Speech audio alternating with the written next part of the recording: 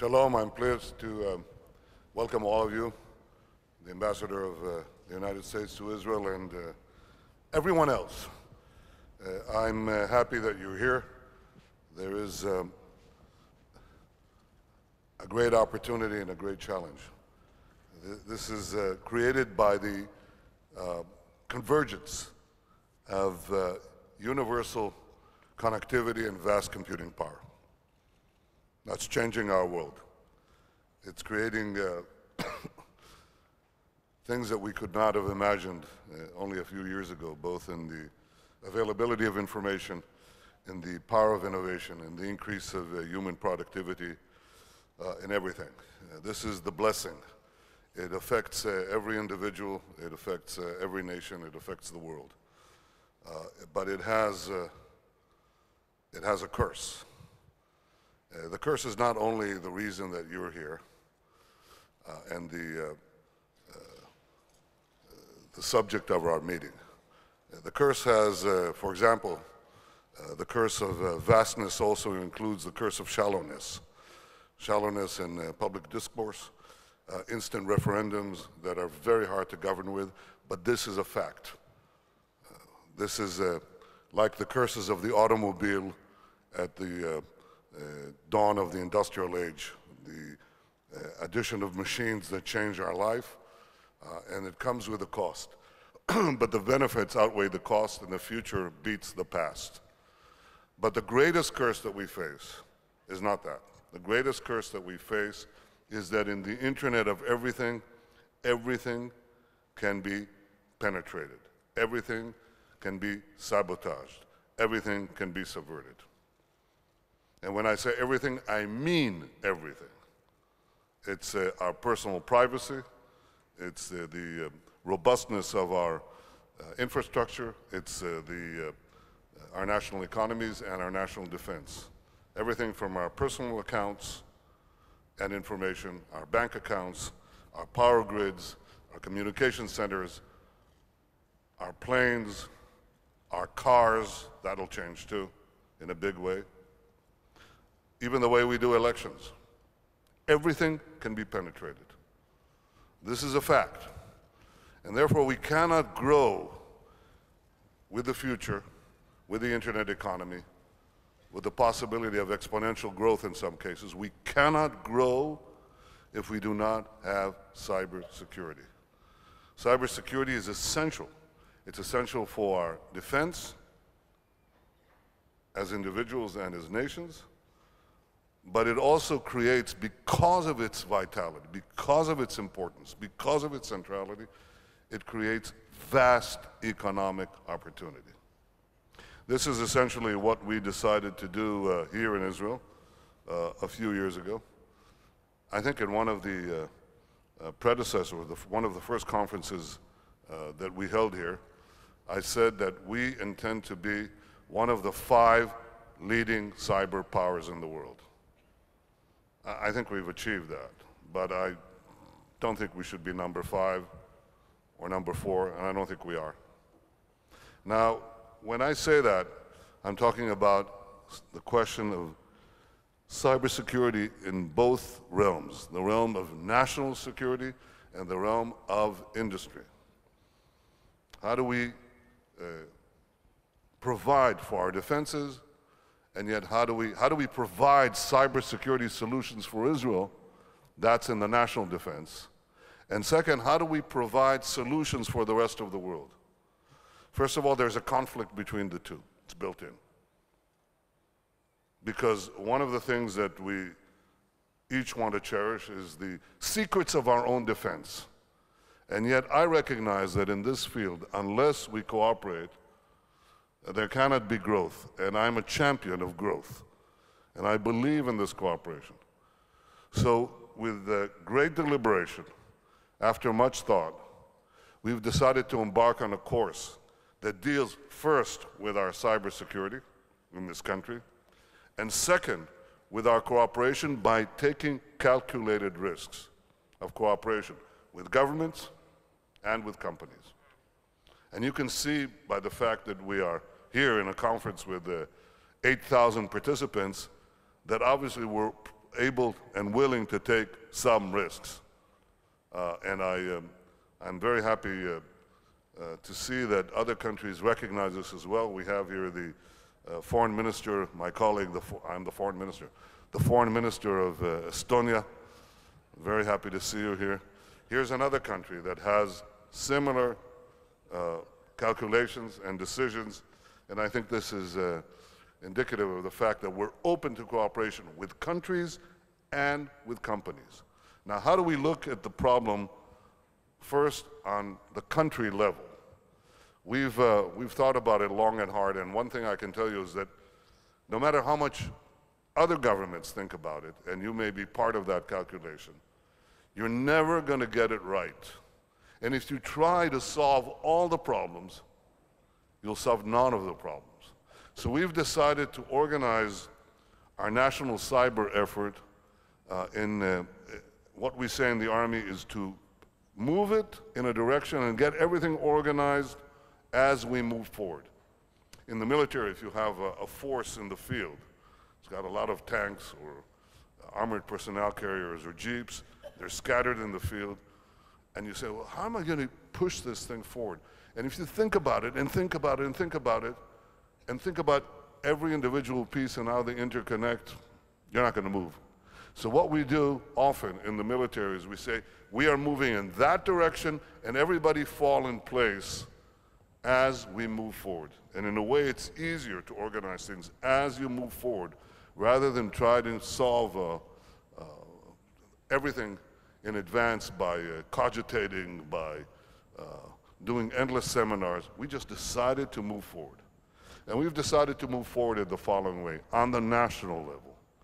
First, in the military, we created a cyber force.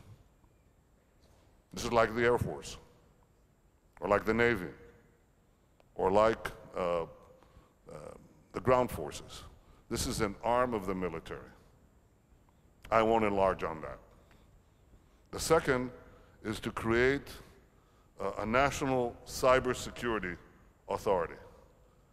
And we've just appointed its head, and I'm sure he's going to take this forward very rapidly. Now, this means that we are coordinating all our civilians' cybersecurity efforts in one address. This is something that we do because if we don't, we're just not going to move in the direction that we need to try to give greater cybersecurity to our companies, to our vital infrastructure, to our civilians, our citizens, and we're doing this. We're looking at this structure, this new authority in three dimensions. The first dimension is, if I have to liken it to a disease, even though fighting diseases, I would say the first thing is to immunize organizations and individuals. And that means approaching businesses, giving them guidelines, best practices, standards across the country. Every single business. Here's what we expect you to do in cybersecurity. And that's for immunization. The second thing is actually treating attacks, outbreaks. And this means, here's what we do. Here are the things that we are going to do, and we'll be prepared to do in the case of actual attacks. The third goes beyond that and asks, what if we have mega attacks? And this requires the pooling of all our efforts, not only our civilian efforts, but also the involvement of our security establishment and all the know-how. So we divide it into immunization, treatment, and mega events that require, how shall I say this?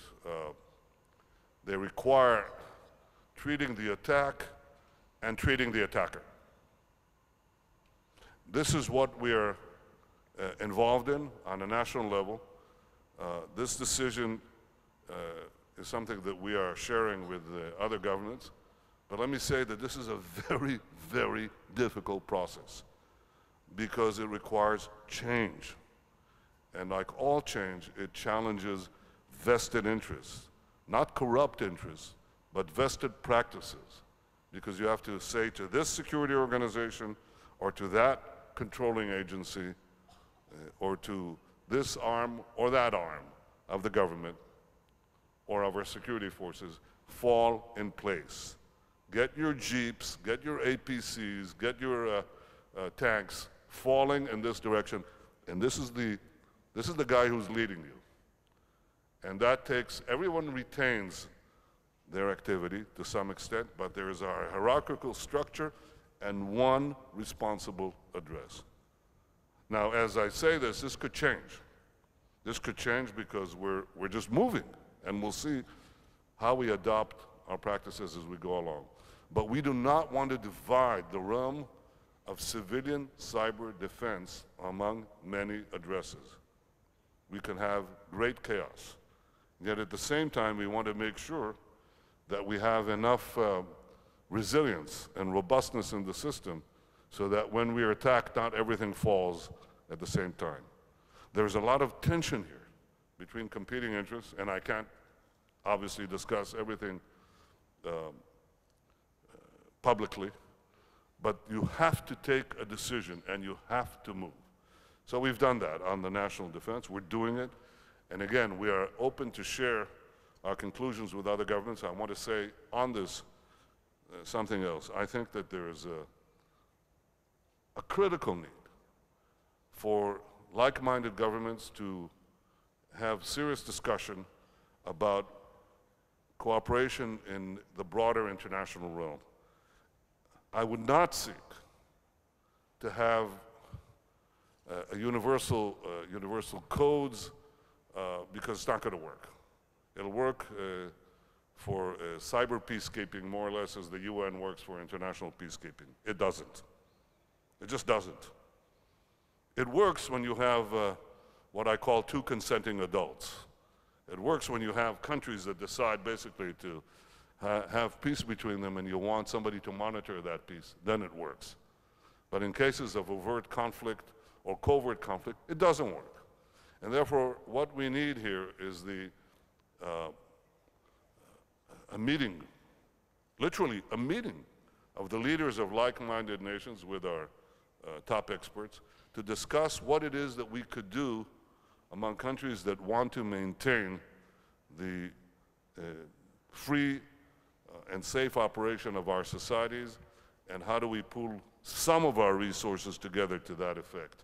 Maybe from that we'll begin to establish international standards, or at least multinational standards, that will increase cybersecurity. This is,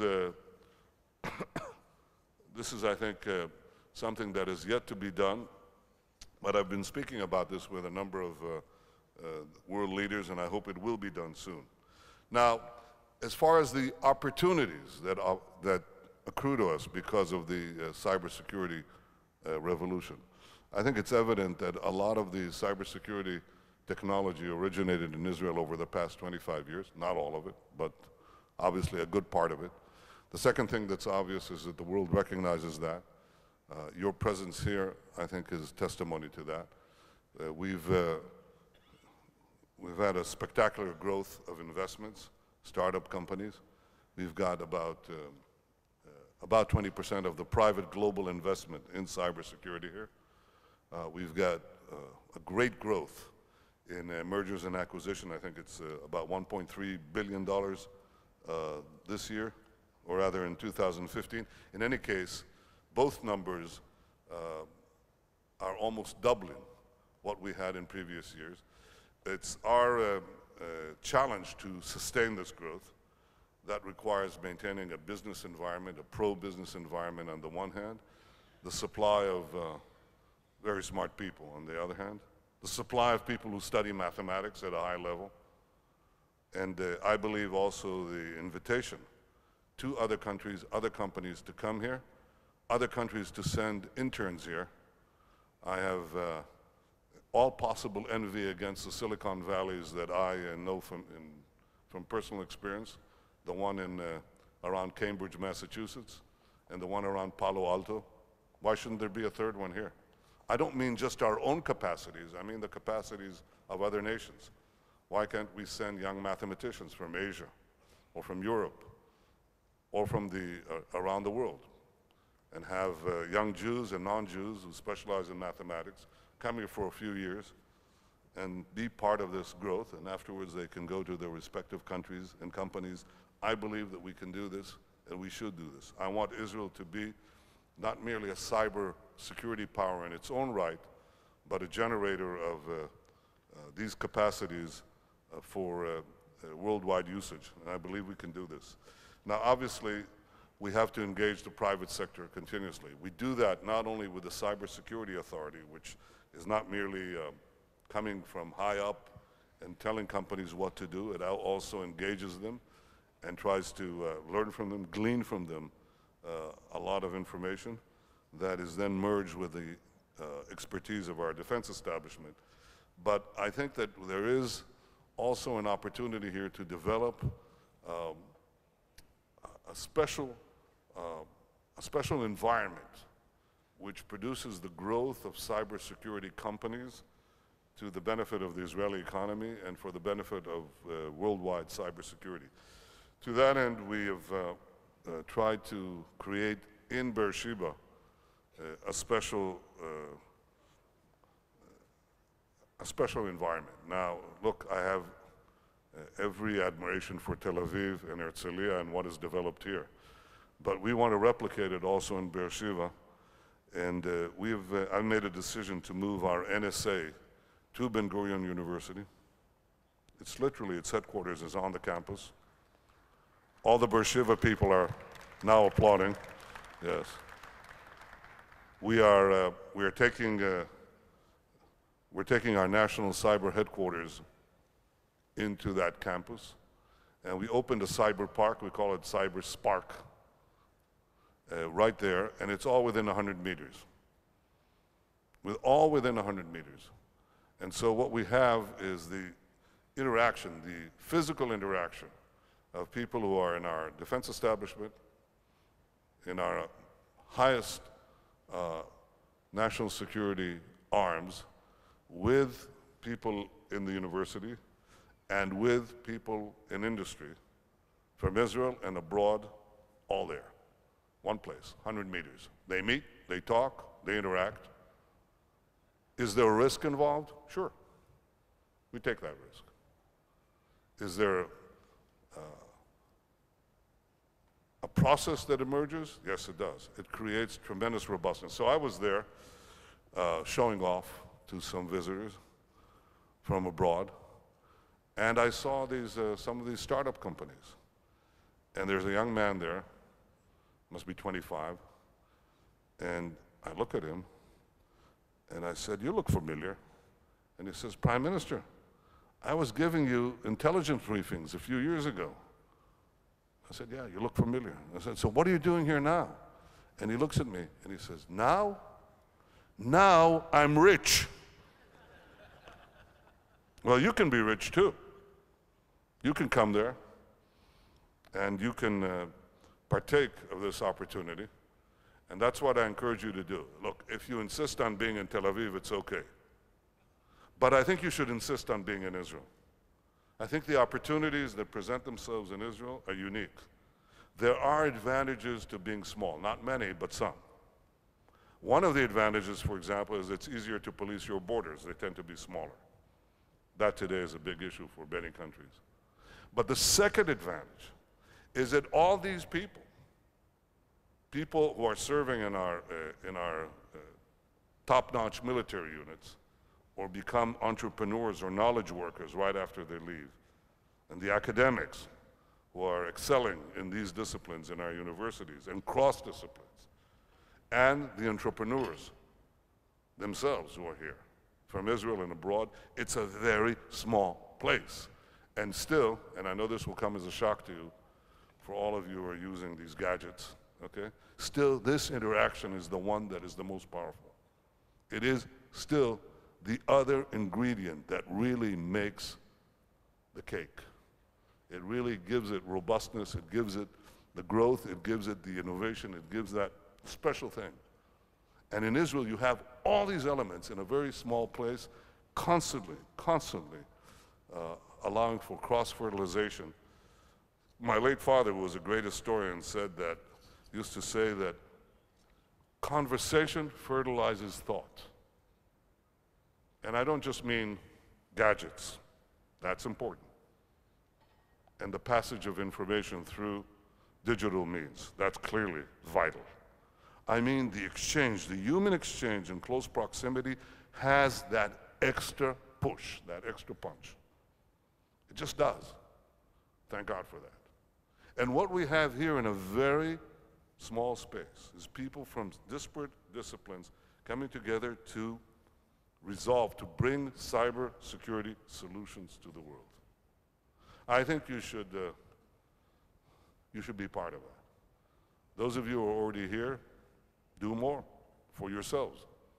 Those of you who haven't come here and do more for yourselves, because I think this is a vast business opportunity.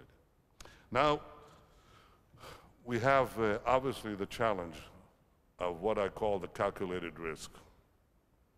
And we have had some discussion in the past few weeks about cyber export controls.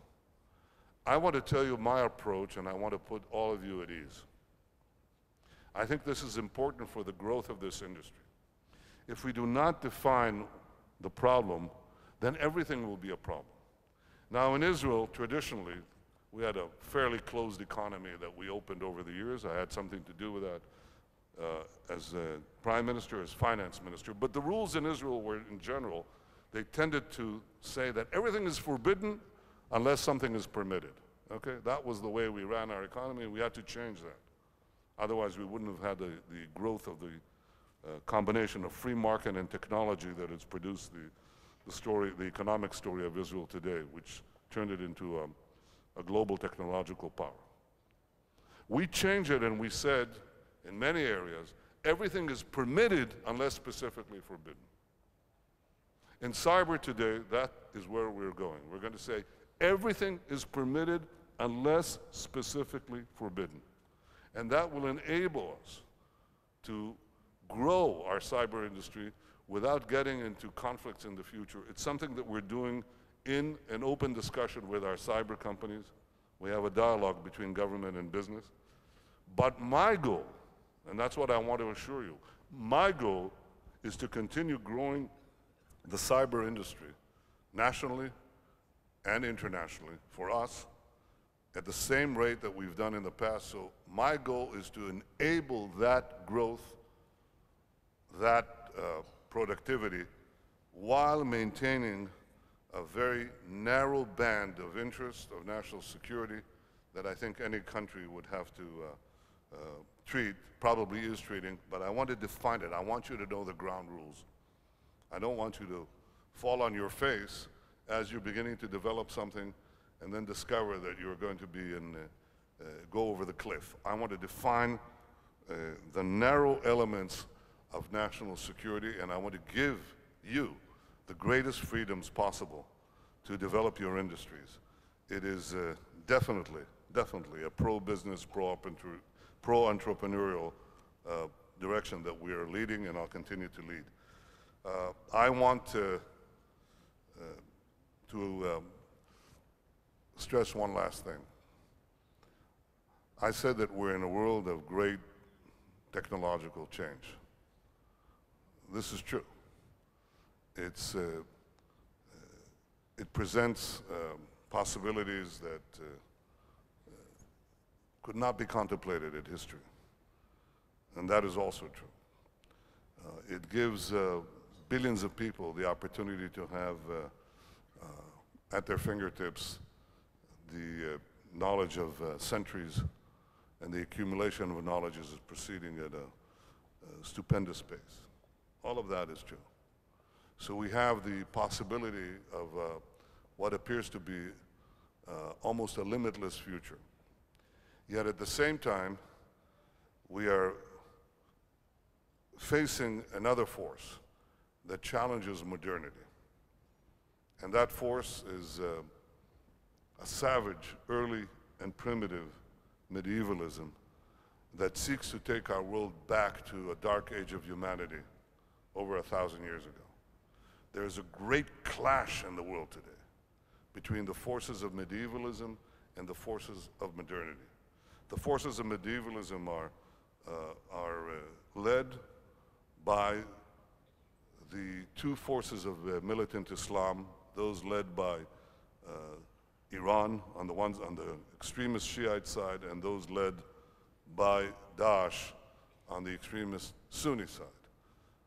Many, many in the Muslim world are the first victims of this militancy, and of course everyone else is. The problem that we face is that the militants are using the technologies I just described. This is one of those few times in history in which the forces that seek to take humanity back are using some of the forces that take humanity forward. And this presents a greater challenge to us. Israel is firmly on the side of modernity. We're very proud of our ancient heritage. We're proud of the nearly 4,000 years that we are attached to this land and the great values that we've given to humanity from the people of the book. But we are absolutely committed to the future. And it's based on our heritage. It's based on the biblical values that we developed in this country and on the Talmudic tradition of constantly expanding knowledge and querying, asking questions, and reiterating solutions and finding new solutions. It's very much in our history. So we are proud of our past, but we seize the future. But our future and your future, the future of all mankind, the future of all humanity, depends on this battle. We have to make sure that the forces of the future defeat the forces that seek to take the world back to a dark age. I think this is also part of our challenge. I think that we have to pool resources to make sure that tomorrow wins over yesterday. And that, too, is part of our task in the cybersecurity, in the assurance of cybersecurity. I would welcome all of you to come and invest in Israel. It's just good business. Thank you. Thank you very much.